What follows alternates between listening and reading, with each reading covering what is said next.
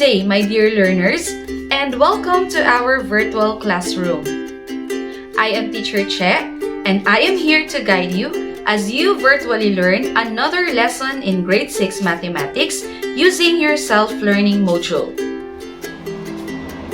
Are you ready? Before you continue watching this video, make sure that you have with you the following materials for our day's lesson. Let's begin! Did you know that everything we see around is a three-dimensional figure?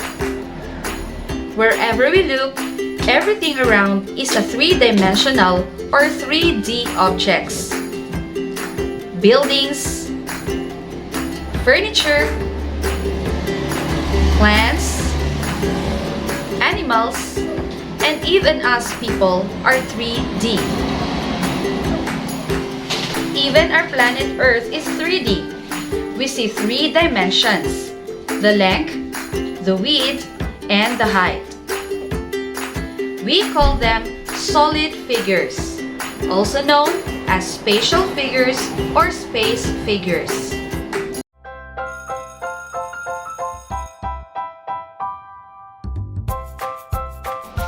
And today, you will be learning on how to visualize and describe the different solid figures: cube, prism, pyramid, cylinder, cone, and sphere using various concrete and pictorial models.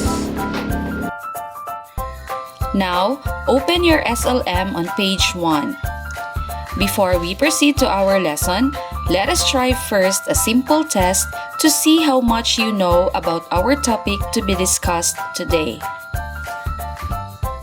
Write the letter of your answer on your notebook.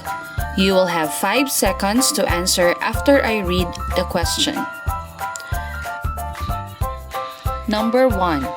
Which solid figure best describe a pyramid? Which solid figure best describe a pyramid? Go!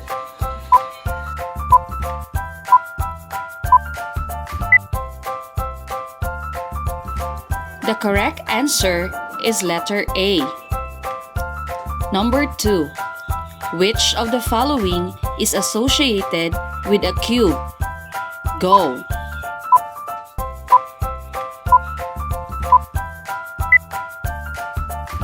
The correct answer is letter B. Number 3.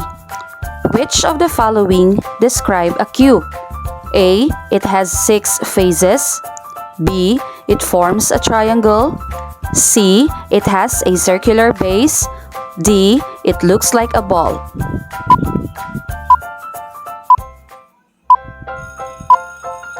The correct answer is letter A. It has 6 faces.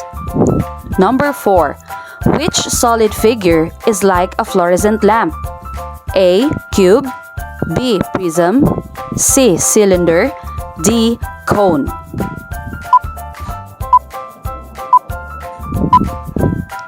The correct answer is letter C. Cylinder. Number 5. It has one circular base connected to a vertex. A. Cube. B. Prism. C. Cylinder. D. Cone.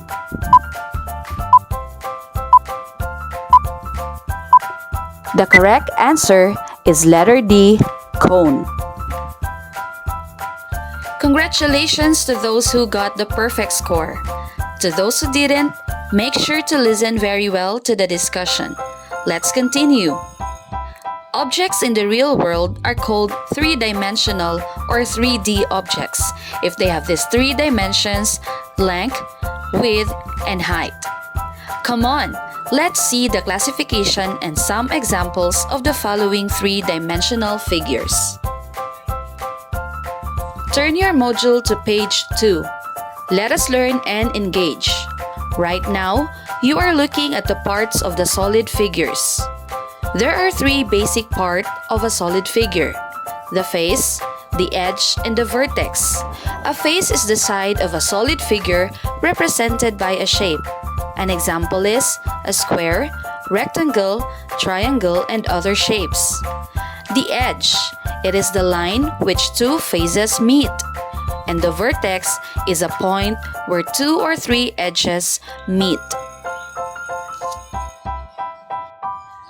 The first type of a solid figure is the prism.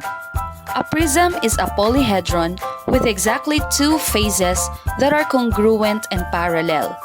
These faces are called bases.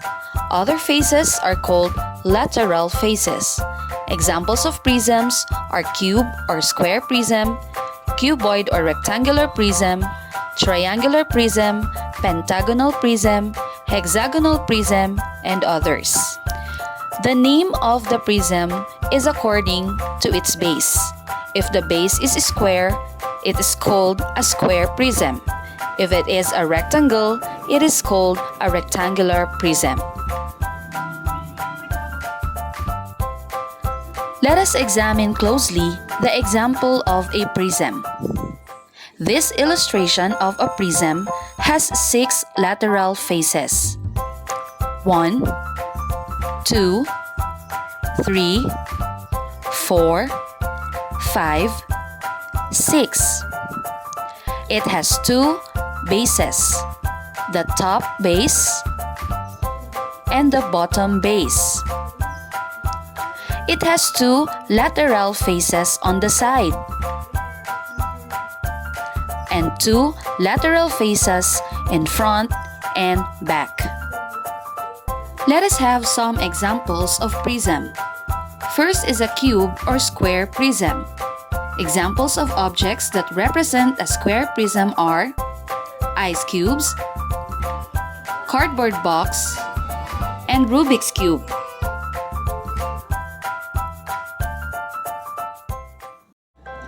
What are the parts of a cube or a square prism?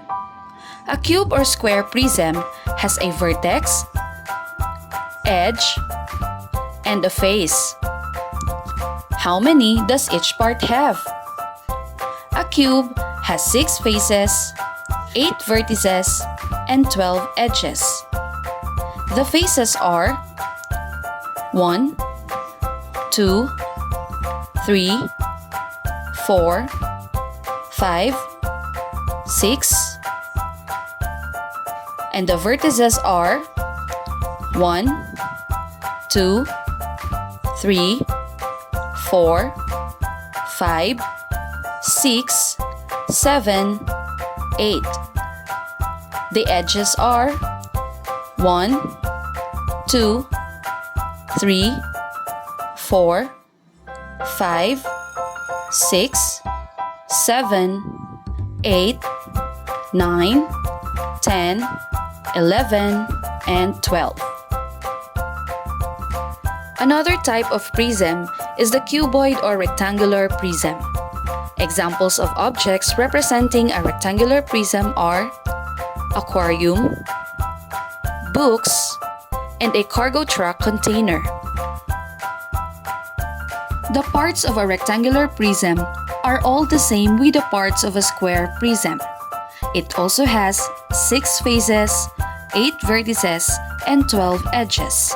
The only difference between the two is that a rectangular prism has rectangular bases, while square prism has square bases. We also have a pentagonal prism. It has 7 faces, 2 of which are the 2 parallel bases, which are pentagons, and the 5 are the lateral faces, which could be a square or a rectangle. It also has 10 vertices and 15 edges. Another is a triangular prism. It has 5 faces, 2 of which are triangular faces and 3 are rectangular faces. It has 9 edges and 6 vertices. There are still other types of prism which are named according to their bases, like the hexagonal prism with bases of a hexagon and the octagonal prism which has bases of an octagon. Now, let us discuss another type of solid figure, the pyramid. A pyramid is a polyhedron which has one base, and that base can be any polygon. It could be triangle, rectangle, or a square. The other faces are all triangles, which are also called lateral faces. All lateral faces meet at a common vertex called the apex. The name of the pyramid depends on the shape of the base. Examples are a square pyramid, rectangular pyramid, pentagonal pyramid, hexagonal pyramid, and others. An example of a pyramid is the square pyramid. It is called a square pyramid because the shape of its base is a square. It has 5 faces with 1 square base and 4 triangular faces. It also has 5 vertices and 8 edges. The broken line signifies the height of the pyramid. Another example is the rectangular pyramid. Like a square pyramid, it also has 5 faces, 5 vertices, and 8 edges. The only difference is that a rectangular pyramid has a base of a rectangle. What objects represent a pyramid? Some examples are the pyramids of Giza in Egypt, a camping tent, and a pyramid modern building. Now, turn your module to page 3. Let us discuss the third type of solid figures. These are the curved figures. These solid figures are not polyhedrons. They have curved surfaces unlike polyhedron that are flat faces. These are cylinder, cone, and sphere. Let us discuss them one by one. First is the cylinder. A cylinder has 2 circular bases and a wrapped around body. It has 2 faces, no edge, and no vertex. What objects represent a cylinder? Some examples are a dry cell or a battery, tin cans, snare drum, and a tissue roll.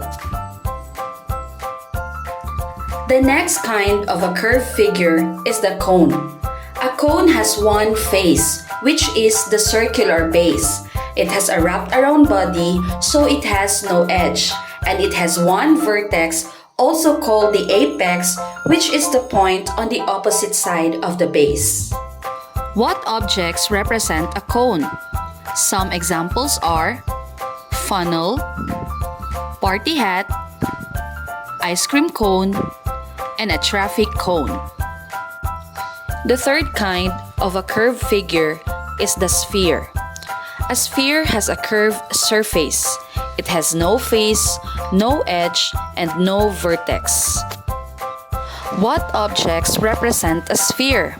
Some examples are a ball, a disco ball, a Christmas ball, and the planet Earth.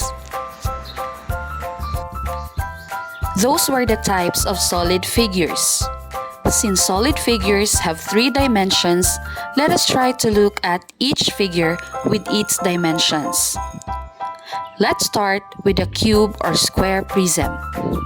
As you can see, it has a length, width, and a height. The same with a cuboid or rectangular prism. We can easily determine its length, width, and height. For the pyramid, since it has triangular faces, the sides of the faces meet at 1 point called the vertex, so the length and width are identified through its base, and the height is represented by the broken line from the vertex to the center of the base. A cylinder has a curved surface, so the length and the width are identified through its base, and the height is the distance between the 2 circular bases. A cone is also a curved surface, so the length and width are identified through its base, and the height is the distance between the vertex to the center of the base. A sphere is a curved, solid figure, so it has no length, width, and a height. But its three dimensions are identified through its x, y, and z axis. Now, turn your module to page 5. Let us practice. Answer the activity by writing the corresponding number of faces, edges, and vertices in each solid figure. I'll give you 3 minutes to answer on your notebook. Your time starts now.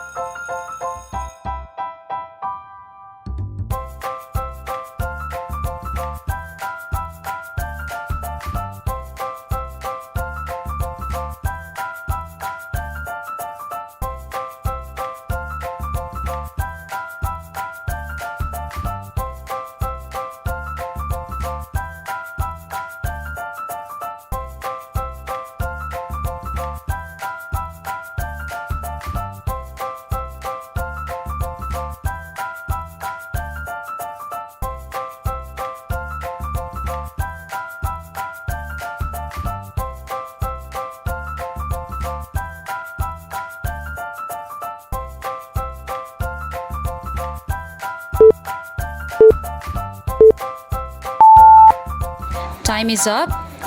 Now, check your own answers.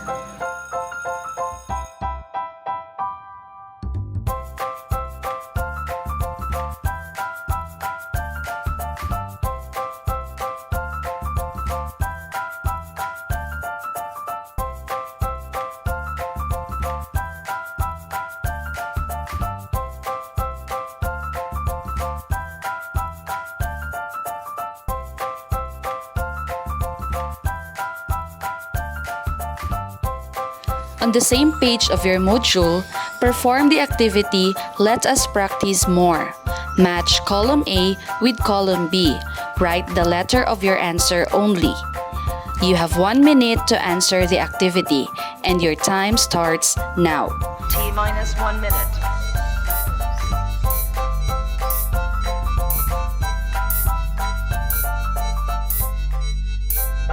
T-minus 50 seconds.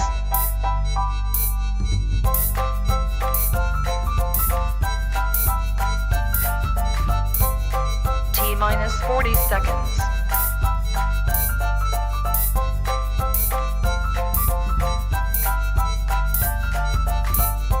T-minus 30 seconds.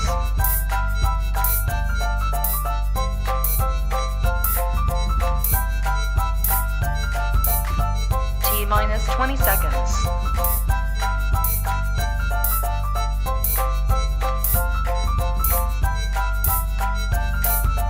10, 9, 8, 7, 6, 5, 4, 3, 2, 1, 0.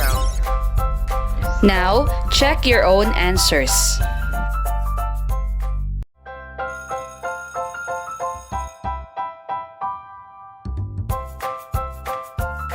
Now, turn your module on page 6. Perform the last activity, let us assess. This is another matching type activity. Column A consists of a picture and description of a solid figure. Find its perfect match by choosing the correct name on column B. Write the letter that corresponds to the correct object in your notebook. You have 1 minute and your time starts now. T minus 1 minute.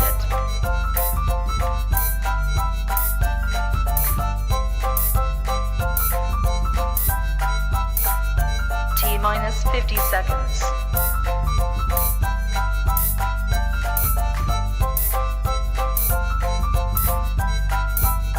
T minus 40 seconds.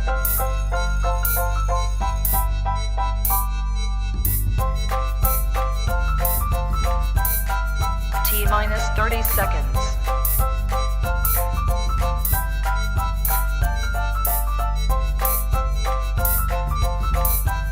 T minus 20 seconds.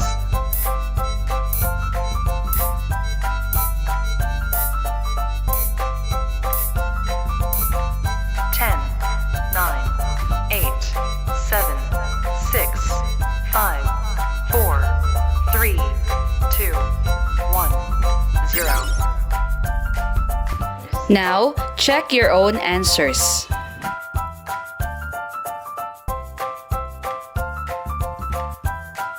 Congratulations for making it to the end. For your learning task, answer the activity which I gave you during the distribution of our module. Good luck, kids!